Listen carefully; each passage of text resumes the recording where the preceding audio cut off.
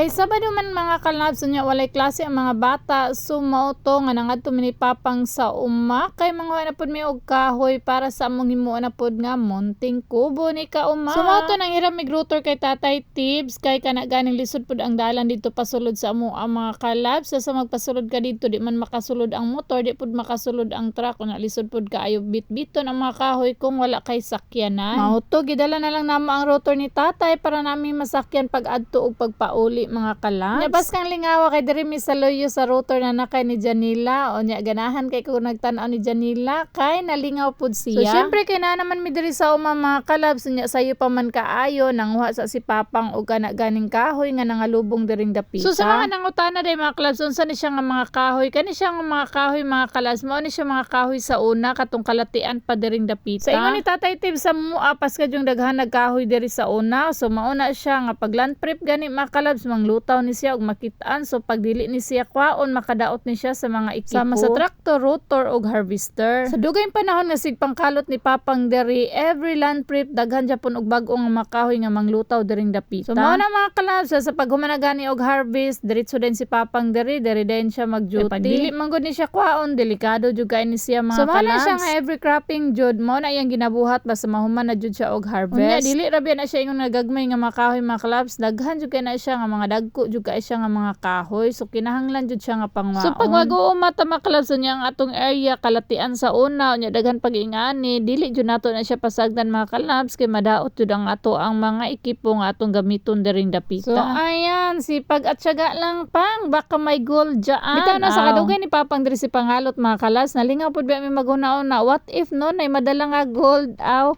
grasya. Bitaw mga kalabs diri sa uma pagkugihan na jud ka na diri ang tinuod nga grasya. Unlimited blessings basta kugihan na jud ka. Good job Kuya Jimel. So ang ginabuhatan ni Kuya Jimel mga kalabs iya day nang ginatabon ang yuta diha sa mga bangag nga ginakalutan ni papa. Aron sa pagsugod sa land prep unya magtraktor na dili sila mga lubong diring dapita. So while si Kuya busy ka tabang sa mua si Janila pod iya pong gi-enjoy ang buhay probinsya. Dagan-dagan sa lapad nga basakan og simot og hangin nga paskang preskuha. Walay gadget, enjoy ra jud dula-dula diri sa uma. So mao nang mga rason mga kalabs nganong ginadala jud namo mga kabataan diri sa uma nga dili lamang magtabang sila kun dili mag-enjoy pod sila. Inaani ra gyud ang among simple nga kinabuhi mga kalabs. Ningkamot sa matag adlaw aron nay makaon ang among pamilya. Simpleng kinabuhi namo ni papang na may kalisod usahay pero salamat sa Ginoo kay kabalo jud mi nga maabot jud ang kaharuhay. Basta importante na ang panagsabtanay respeto og pagminahalay. Lisod man ang kinabuhi sa uma pero sama sa among giingon laban lang. Kay nindot paminawon nga moasinso ka nga gikan sa imong hinaguan. Wala man minangarap og dako gyud mga kalabs, ang importante mabuhi namo among pamilya ug mga anak nga makaeskwela. Pero gatagan mas Ginoo og kinabuhi nga haruay.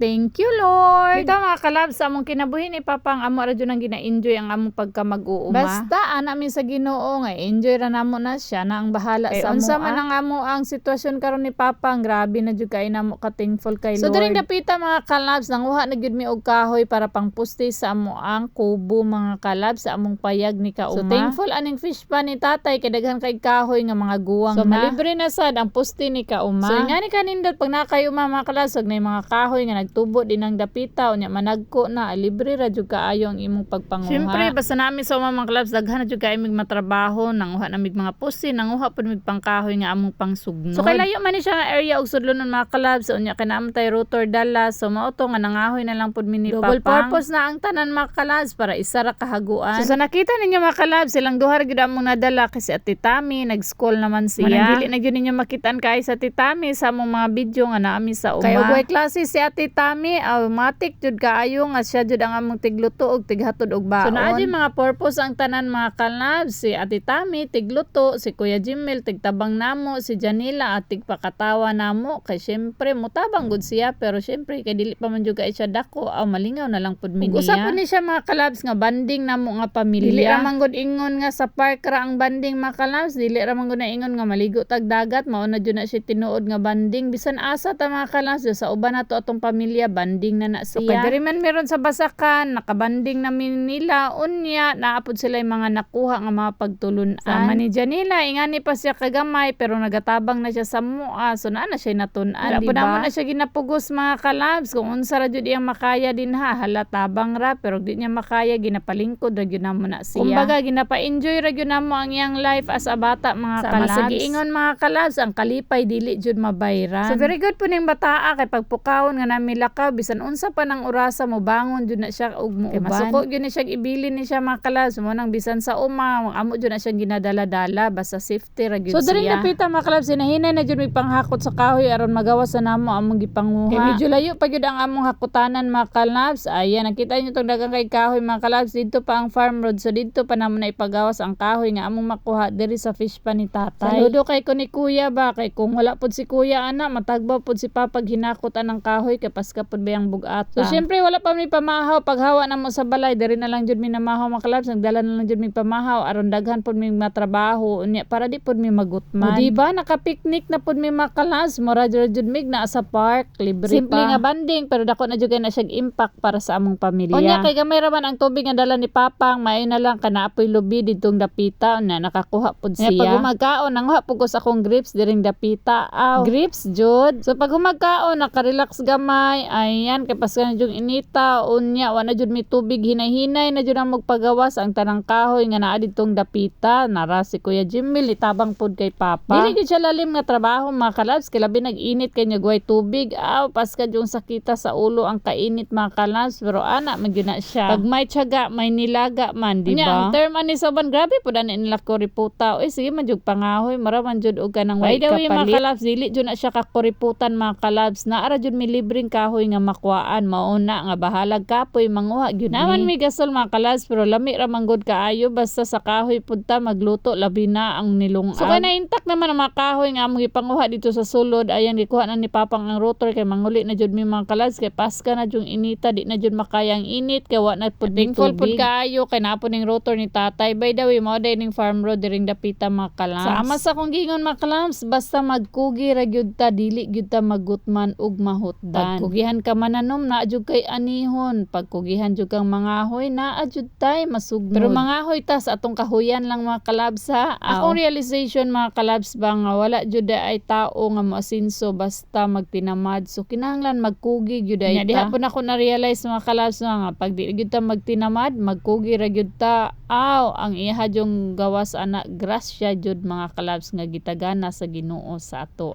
So pauli na gyud mi mga kalabs unya na gyud mi sa tubangan ni Janila kay ana si Kuya Jimmel sa among likod. So yan that's it for today's video mga kalabs. Ako ra jud ingon sa inyo ha. Happy farming.